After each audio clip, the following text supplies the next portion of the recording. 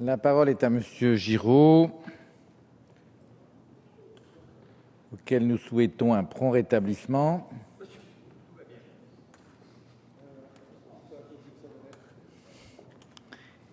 Et dont nous saluons le courage.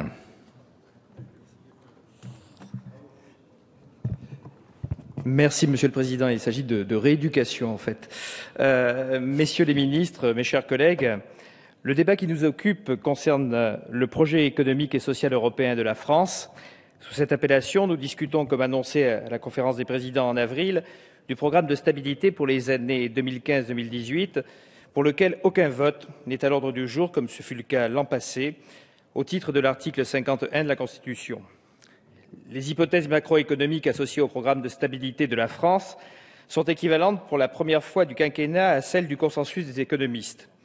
Mieux, dans les prévisions de printemps de la Commission européenne publiées hier, celle-ci se montre plus optimiste encore puisqu'elle anticipe une croissance du PIB français de 1,1% en 2015 contre le 1% prévu et encore davantage en 2016 à 1,7% au lieu des 1,5% transmis à Bruxelles. Notre groupe salue le changement de paradigme du gouvernement qui consiste à prendre désormais les taux planchers et non plus plafonds afin, en théorie, de ne pouvoir qu'être agréablement surpris par les effets conjoncturels. Ce qui résout en partie, mais toujours en théorie, les risques d'ajustements douloureux en cours d'exécution budgétaire.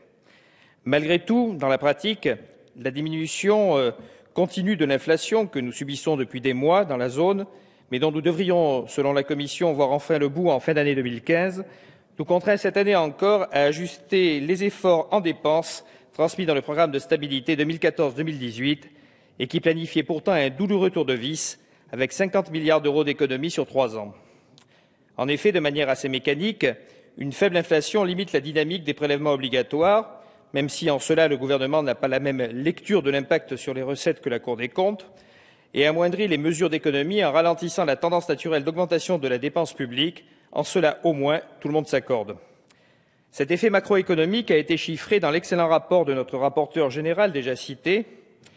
La faiblesse durable de l'inflation annulerait ainsi les efforts planifiés dans le précédent programme de stabilité de 4 milliards d'euros en 2015 et 5 milliards en 2016 et remettrait en cause notre objectif déjà reporté de déficit nominal.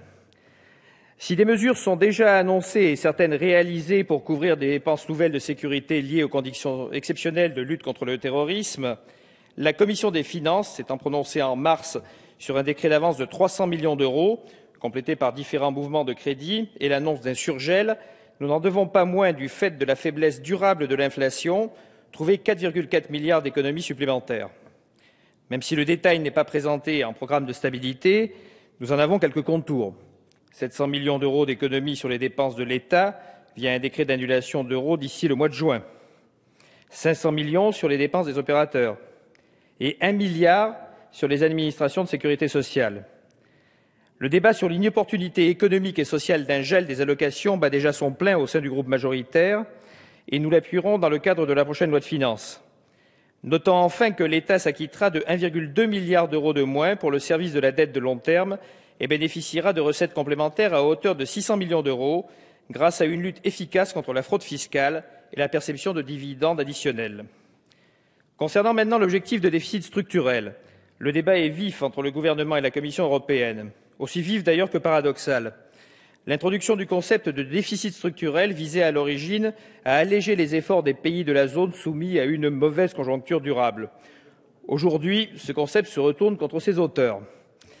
En effet, l'échec du débat entre Bercy et le Parlement sur le niveau de la croissance potentielle française en loi de finances rectificative en juillet 2014 donne malheureusement du grain à moudre à la Commission européenne qui pourrait exiger, malgré l'introduction in extremis d'une croissance potentielle à 1,5% du PIB par le gouvernement, c'est-à-dire le niveau proposé par notre Assemblée il y a de cela 1 an, des mesures d'économie nouvelles de 25 milliards en 2016, ainsi qu'en 2017, au lieu des 15 puis 14 milliards prévus.